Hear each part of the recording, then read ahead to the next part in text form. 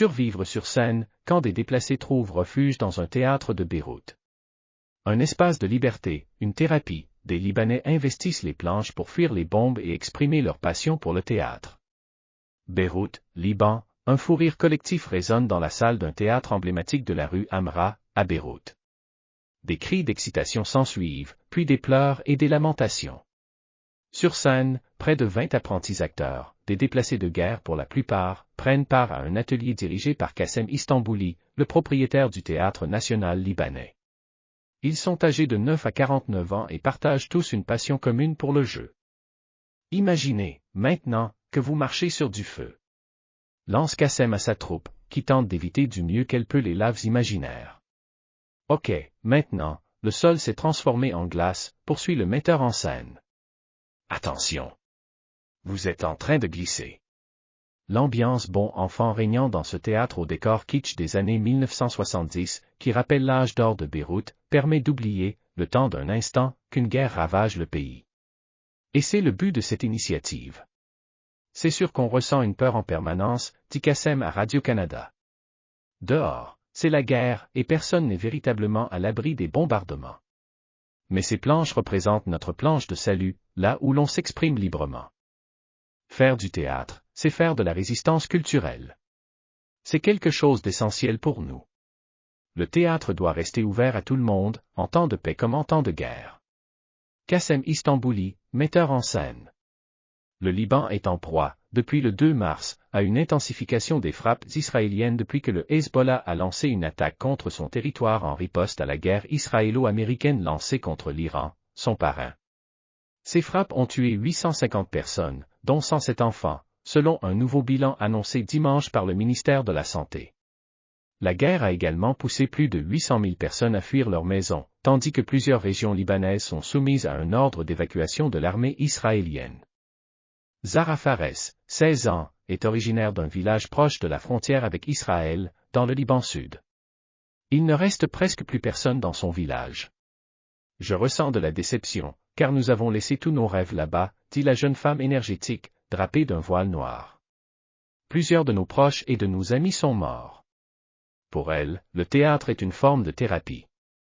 Quand je monte sur scène, j'ai l'impression de renaître. Je peux faire ce que j'aime, ce que je veux. Je joue tous les rôles dont je rêve. Je les joue sur scène et je me sens libre. Zahra Fares, une jeune déplacée. Zahra aspire à devenir une très grande actrice, un jour. C'est mon rêve, dit-elle.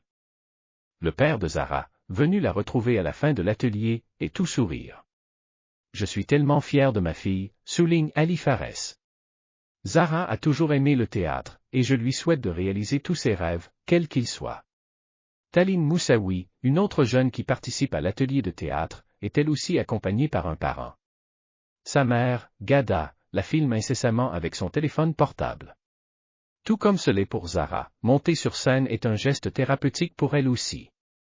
Quand je suis sur scène, l'idée même de la guerre disparaît. Je n'y pense plus. Taline Moussaoui. Gada peine à cacher sa fierté pour sa fille. Elle espère que le théâtre permettra à Taline de surmonter son anxiété. Elle a du mal à exprimer ses émotions, surtout depuis le début de la guerre, dit-elle. On entend parfois le bruit d'explosion chez nous, alors je sais qu'elle a peur, mais elle ne l'exprime pas vraiment. Kassem ne peut être plus d'accord, les enfants ont besoin d'évacuer le stress, explique-t-il. C'est très difficile pour eux, surtout pour ceux qui vivent dans un refuge. C'est pour cette raison que le metteur en scène, qui a grandi dans le sud du Liban, transforme tous les soirs son théâtre en salle de cinéma pour les enfants déplacés. C'est un espace de liberté, un espace de joie, un espace pour tous. Et c'est l'objectif, faire des arts un droit accessible pour tout le monde, en tout temps. Kassem Istanbouli. En plus d'offrir des activités culturelles aux déplacés, le Théâtre national libanais en héberge une trentaine, venus des régions les plus touchées par les bombardements israéliens, notamment le sud du Liban.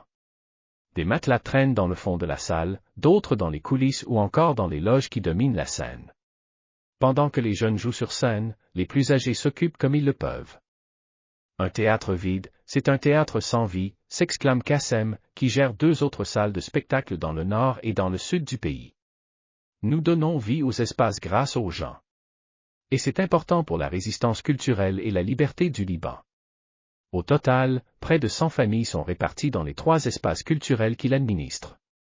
Nous vivons en communauté tous ensemble, nous cuisinons ensemble pour le Ramadan et nous mangeons ensemble.